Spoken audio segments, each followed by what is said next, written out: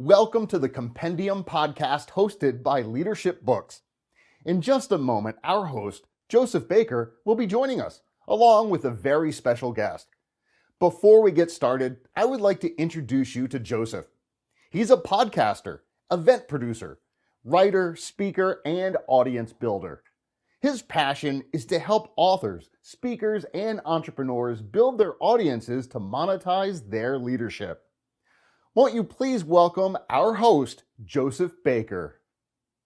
Well, thank you, Ron, so much for that intro. I'd like to welcome all of our listeners and viewers to the Compendium Podcast by Leadership Books. We have a very special episode today. I am here with Orrin Rudolph. Orrin is South African born. He's an international speaker, author, pastor, relationship, and life coach. Orrin believes that to have life success, you need life balance. Success is not about time management, but rather life management. To experience true freedom in our spiritual, professional, relational, emotional, financial, and physical lives, we need to understand choice clearly. Freedom without choice can never be called freedom. And we're going to dive into much of that today. Orrin, welcome to the Compendium Podcast. Thank you so much. It's great to be here. I appreciate you allowing me to be on with you today. Absolutely. Always great to have also a fellow Texan. I happen to be in Texas at the moment. And so you're an interesting person. You've got an accent from South Africa, and you're here in the middle of the United States in Texas. Let's just start there. What's that like? Tell us about how you migrated over here, or what's your story? Well, actually, I've been in Texas now for 20 years. My wife and I moved over here in 2002 from South Africa. We came over. It was that time we didn't have kids.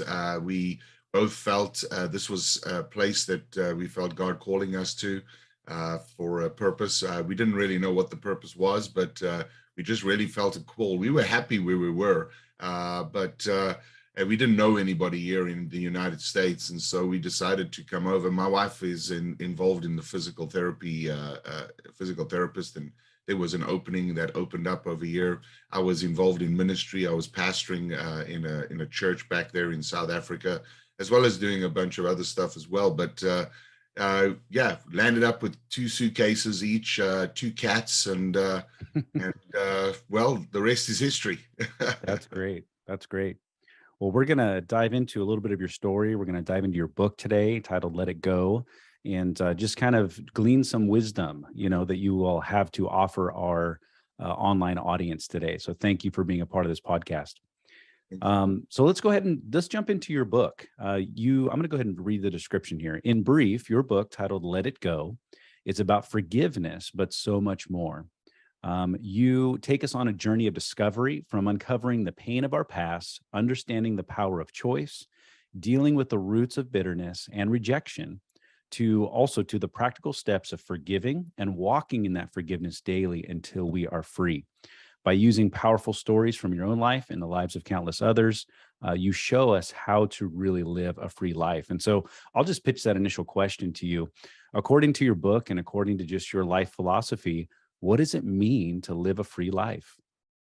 Well, it's from my point of view, from what I have seen, just in family members, close friends, people around who have not let things go. And even, watching the news, watching the media, I see so many people just carrying this weight around with them, where they're allowing, and I know it's cliche, but just allowing people to stay rent-free in their brains. They just got these, they'll toss and they'll turn at night. They'll have something happen in the day with one of those people, and it will steal their sleep. It'll steal their joy. It will steal their just enjoyment of life. And a free life is to be able to just walk around not feeling like you're in a prison, not feeling like you're in some sort of jail which unforgiveness locks you in. And we tend to have the key. We tend to lock that door ourselves at times. And then not only it locks us in a prison, it locks others around us in the prison, those people who we're holding unforgiveness. So to answer your question in short, I know I went on a little long journey there, but really, to answer your question in short, is to feel free of having others control your life, to be able to be in control, to allow God to point and to show you the direction that He needs to go, that you need to go without having others in control, living in the spaces of your brain. Excellent. And you seem to point to this theme of forgiveness quite a bit throughout these descriptions. Is there a personal story that inspired you to write this book around forgiveness? Absolutely. In 1990, I think it was 97, and dates are, exact dates, but around about 97, 98, my mother was, actually before that, my cousin was murdered. And when I found out about it, and of course I was in ministry at that time, I had to be the one who had to go and tell his dad about it. He was one of my best friends. We had grown up together in South Africa, and actually had both experienced a very close friend of ours dying as well. And so we kind of got ourselves through that. And then he was shot and murdered in South Africa. And I had to go and tell his dad. And I watched over the next few years where a man who was stable, a man who was,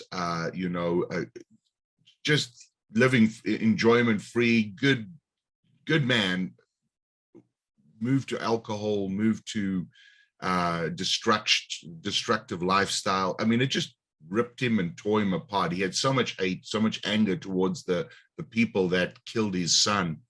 And I still remember it was about 3 years later, I was driving in my car. I was driving to some meeting that I had, and the phone rang, and it was my father on the line. And my father said, "You need to get to the hospital. Your mother's been shot." And I still remember riding there. I didn't know if my mother was dead. I didn't know if she was alive. I didn't know any of the real thing. I mean, it was just this message: your mom's been shot, get to the hospital. And didn't know the circumstances. All I knew was there was these men that had ambushed her with AK-47s, had shot into her car, shot her a few times in the car, stole, etc.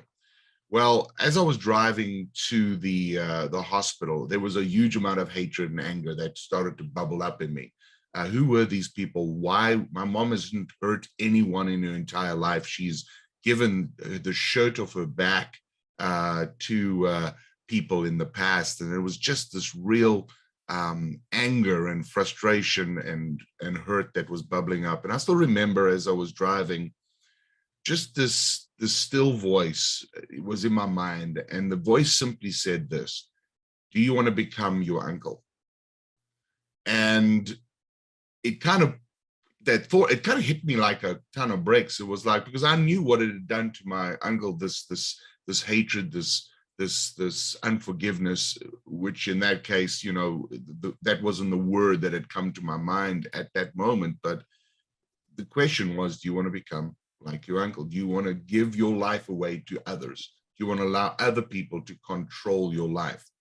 And as I still remember just sitting in that car, pulling over and just weeping, and coming to the point, just saying, no, I don't. Lord, I don't want to go down that road. I don't know if my mom is dead or alive, but I'm not going to allow someone else to control my destiny. And I remember sitting there and just praying and just, coming to the point of saying, I forgive them. I don't know if my mom's dead. I don't know, but I'm going to release this. I'm going to let it go. And I still remember getting into that hospital. And of course, my mom was alive and she was lying in bed. I mean, she'd been shot through her arm. She'd been shot through her shoulder. Just a miracle that she survived, just the way that it all had happened. It was very close to her head, the bullets. And I remember the very first thing my mother said as I walked into that hospital ICU room. I mean, she was awake. They were going to roll her into surgery, but she was still conscious. She looked at me with tears in her eyes and she said, "Orrin, forgive them. Don't allow this to destroy you. I've already forgiven them." And that had such an impact in my life. Now, I didn't go in there and start writing a book from that. Yeah. There have been many circumstances since and many stories since that I came, but I still remember when I had always had a passion to write and I never knew what to write about. But, I still remember sitting on a plane flying off to go and speak flown all over the United States speaking and training and helping people. And I was on this plane, and I really had a desire to write a book. And I remember just this white page on my laptop while I was sitting in the plane, the little icon flashing with nothing. And suddenly, same thing, that little still voice, the first words that came to my mind was "let it go." And I typed it on a piece of paper, and it's probably stared at that for a few months, at those words, and all the stories, all the things, all the experiences I've had, the counseling sessions I've had with thousands of people, giving them this message, working with people who've been abused and sexually abused, and people who've gone through divorces, and people who've gone through trauma, but also the small things. It's not the big things that I had been counseling and doing the same thing since and after that and before that, just started to pour out on the page and started to become my vision and my mission to help people live that free life and to be able to take their power back. Because I will say this, one more thing, is this, that I realized that day, forgiveness is not telling people it's okay you shot my mom, it's okay that you did this. Forgiveness is saying you are not going to control me any longer, and I'm not going to allow you to control my emotions, where I am at. I'm going to let you go out of it and forgive you. But it doesn't say it's okay that you did it. Yes.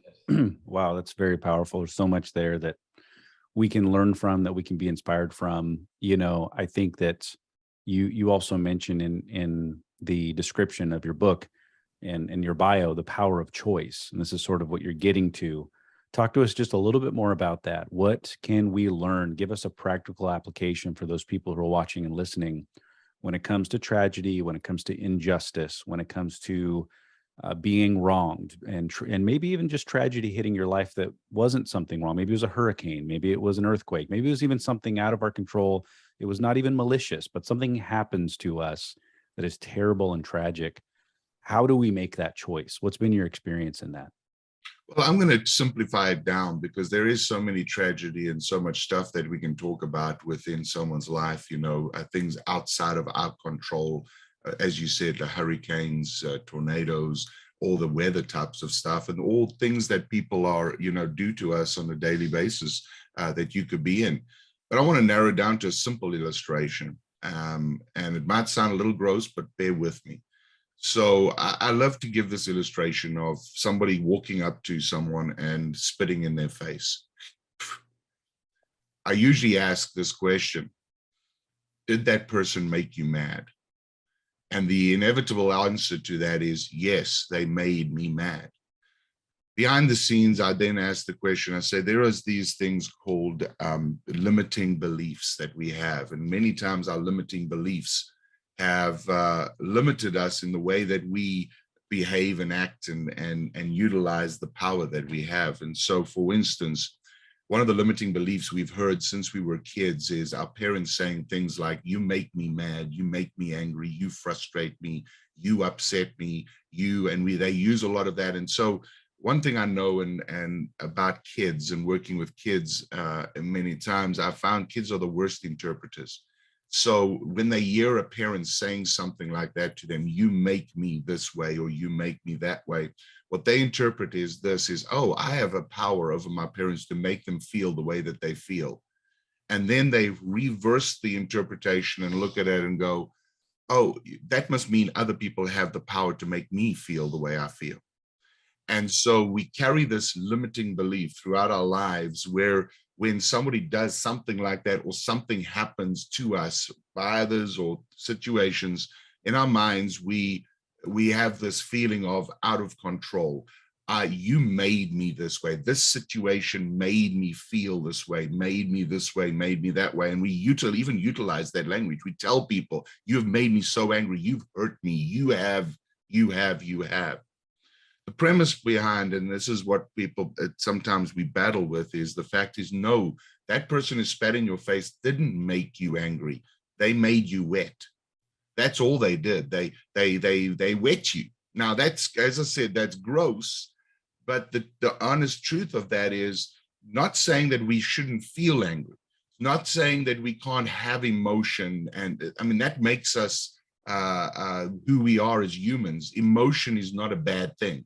And never will I ever say that emotion, we shouldn't feel. But here comes the point.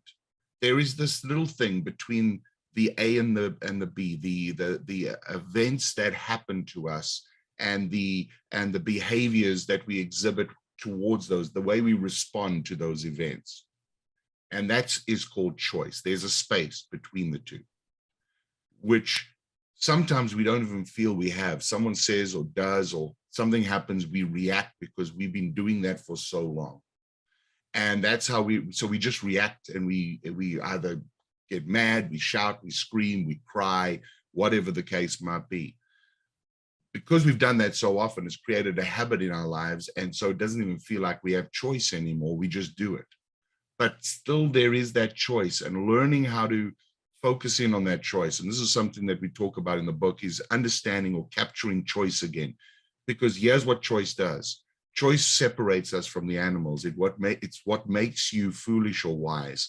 Choice is a power that you hold that no one can take away from you. I can still choose to forgive. I can still choose to not get angry. You, no matter what you do, I have this choice. And that is taking your power back. The problem is we've got to learn to stop allowing other people's problems to become our problems. We've got to learn to not allow other people's choices and other people's things for us to capture those and take us out of control. The truth is, you have this power, and it's time to get the power back. It's time to stop giving your power to everyone else. Every time you tell somebody, you made me this way, you made me feel this way, you are giving your power to them. You're saying, hey, take control of me. You can control me. You can control me. Nobody wants to be controlled. As a Christian, the only person I want to control, not in a sense control me, because even Jesus and the Holy Spirit doesn't want to control you. He's given us this freedom of choice. But if I want to be led by somebody, that's the only person I want to be led by. I don't want other people controlling my emotions, my feelings. So in the long, and I know that's a long explanation, but the key is with what you were saying, all these events and so on that are happening. Things happen. And the way we respond to those things through our choices creates an outcome. That outcome can be positive or negative, but it has to do with the choices we make in those situations. No one's kidding you and saying these are easy choices. But the key is, as you practice and you build those muscles of being able to choose, what are you going to allow your choices to be in any situation, you will find your outcomes lead you down a better pathway than where they used to lead you. So in a nutshell. That's very good. That's very good. Very powerful. So obviously you have packaged a lot of this into your book, Let It Go, available at leadershipbooks.com and other places as well. But what else are you doing these days? How are you helping people? So the idea being, if someone's listening or watching this, they're intrigued by this, they sense that, goodness, this is a message that I need for myself, right? How simply do you help people these days?